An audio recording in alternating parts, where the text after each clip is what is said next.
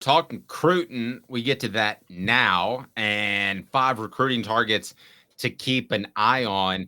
I was on a Nashville station this morning in which I was asked about potential about Tennessee's commitments, and Jordan Ross is that the biggest one out of Alabama since a guy named Condridge Holloway, and I can't tell you that's been half a century, but it's right up there. And I think that Jordan Ross is the biggest commitment, not named Nico, that Tennessee has gotten because Mike Matthews, also a 5-star, wants to come to Tennessee because he wants to be a part of an awesome offense.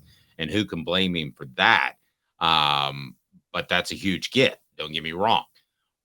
But Jordan Ross to be an edge rusher and want to be a part of Tennessee's program is monstrous. So 5 prospects to keep an eye on as we move into football season. And this was done by Caleb Giroux, who's absolutely killing it.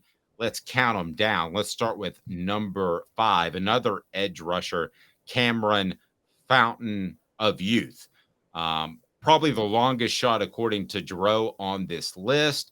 He is currently committed to USC, but there's been some interest there. He's in Atlanta, Georgia. USC's a long ways away. So Tennessee, if they were able to pick up Cameron Fountain out of Georgia, that would be a monstrous one. He ranks number 98 in the country and number 8 in edge rusher. It would be huge, huge, huge, huge. The Vols need to get Fountain on campus this fall to have a chance. If they do that, watch out.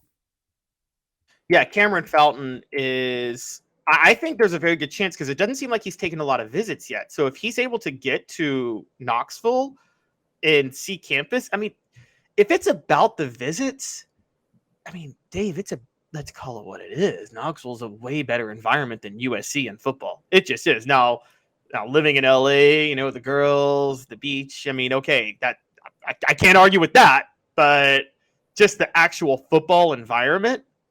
If he hasn't even seen Knoxville yet, then there's a really good chance, particularly when he'll be comparing it to likely Sanford Stadium, which I don't care what anybody says is not that great of a football environment in the stadium because the sound travels out because of the way it's built, and USC. I mean, that's a huge advantage for Knoxville and Neyland Stadium. Yeah, Tennessee would be better off if they did away with the early signing period so that guys made their decisions more off official visits during games. It would make a big, huge difference. I believe. I believe in terms of maybe 1 or 2 top prospects per class, but I've heard no inkling that they're going to get rid of the early signing period. I was once for that, not so much anymore. Offensive lineman Jordan Seaton is a 4-star player, and man, he's been recruited by just about everybody. He's from DC, but he's out of IMG Academy, number 39 prospect nationally, number 1 interior offensive lineman.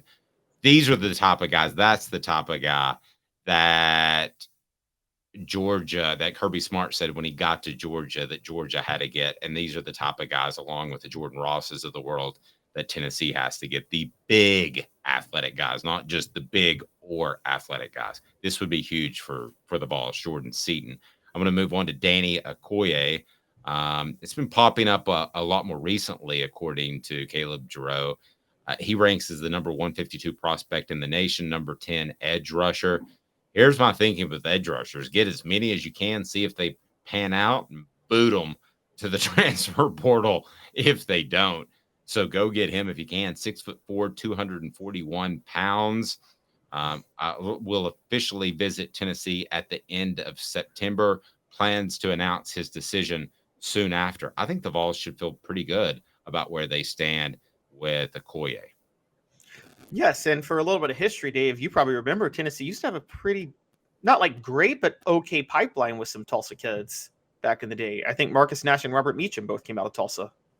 Very And good. Yeah.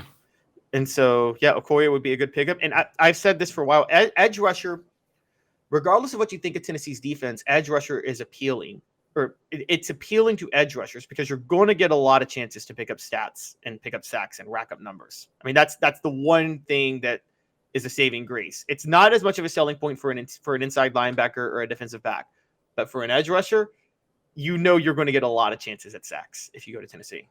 No, agreed. Linebacker Chris Cole, 4-star linebacker, has become a priority for Tennessee. Now, they're coming down the stretch of his recruitment. Salem High School, Virginia. Cole, teammate of current Tennessee commitment Peyton Lewis. So you would think the Vols have a pretty good chance. But analysts are split as far as where he'll go. The guy that I think is most trustworthy or most correct, or however you want to say that, most of the time, Steve Wiltfong has him going to Georgia. He unofficially visited Tennessee at the end of July. They've got to get him in for an official. And then Ryan Wingo. Good Lord.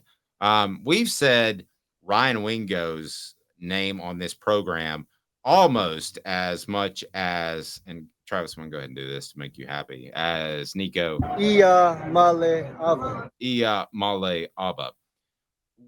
Ryan Wingo seems to have really gotten caught up in the recruiting process, is enjoying it, and I'm not sure that he's in any hurry.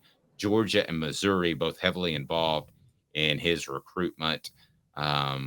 But does Tennessee even need Wingo as much as they did now that they have Mike Matthews? I'm not sure that he's at the top of their board any longer. I mean, he's towards the top, but I'm not sure that he's one of the first 10 prospects they'd like to get with the way their class is shaping up. Yeah, Ryan Wingo, it would be about him and his mentality. I can't blame him if he doesn't go to Tennessee, because if he's worried about playing time, he might want to go elsewhere. I think Tennessee's focus is going to be more in the trenches now and linebacker. I think we're Tennessee short on his defensive backs, but Dave, I think you and I both agree they're just not going to get highly talented defensive backs. Nobody's going to want to go to Tennessee at that level right now. I don't blame him for enjoying the recruiting process. I would enjoy the recruiting process if I were a recruit. I'm just going to be honest. I would love it. I would take advantage of every one of those places that offered me. And so that's especially if we were 17. Yes, exactly. And when Lane Kiffin has some hostesses pick me up at the airport, like, of course I want to be picked up by hostesses at the airport. Here's the thing that crosses the line to me when you're teasing fans. I think you should just be straight up honest. Take all your visits, enjoy all the perks that come with that. But I don't think you tease fans just to get love. Now, I think with Wingo, there's two things at play. One, I think he's the best fit at Tennessee.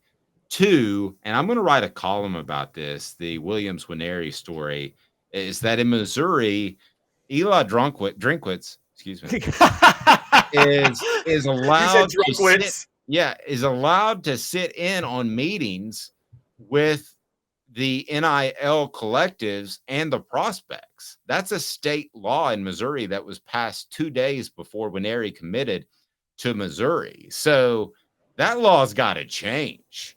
Who would change that law?